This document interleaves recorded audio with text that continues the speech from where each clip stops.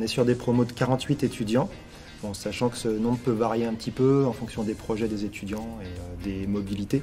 Surtout en fin de 4e année ou en début de 5e année, il y en a la moitié qui partent en mobilité à l'étranger.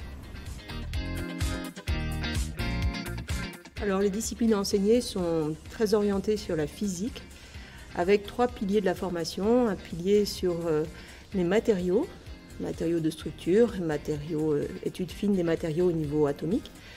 Un pilier sur la micro-optoélectronique, avec pas mal d'électronique, mais aussi de la photonique, de l'étude des composants assez fines. Et puis un 3e pilier sur l'instrumentation, avec notamment un partenariat avec LabVIEW, qui est un logiciel d'instrumentation. Oui, donc il y a des stages qui sont en 4e et en 5e année dans la formation, notamment le stage de 5e année qui fait 6 mois, qui permet de s'insérer dans la vie professionnelle. Et puis on a des projets maintenant à tous les niveaux de la formation, en 3e, 4e, 5e année. En 5e année, il va y avoir notamment des projets industriels où les étudiants sont chapeautés par une entreprise qui leur fait une demande de réalisation, de tests par exemple, ou de travail plus sur les normes. Enfin voilà, ça peut être toutes sortes de travaux. Alors les étudiants ont tous le même parcours entre la 3e et le début de la 4e année, donc 3 semestres communs. Et puis ensuite, il y a possibilité de partir à l'étranger. Donc 6 mois à l'étranger en fin de 4e année ou 6 mois en début de 5e année. Et sinon, il y a des parcours plus orientés recherche avec possibilité de faire des masters en 5e année ou bien plus orientés management avec des doubles diplômes possibles.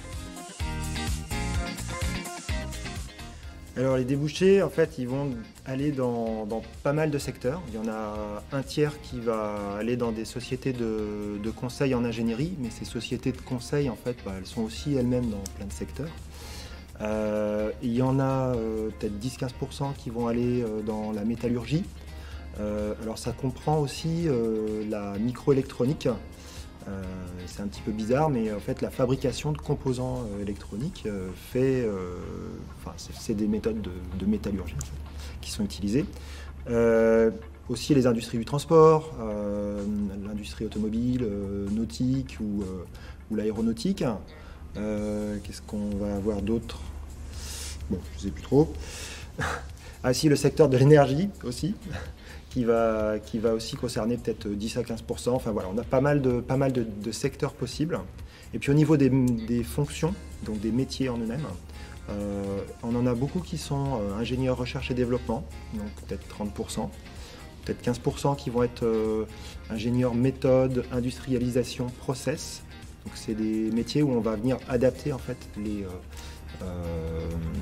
ce qui vient justement de la recherche pour le placer sur des lignes de production, donc contrôler que les lignes de production continuent à fonctionner.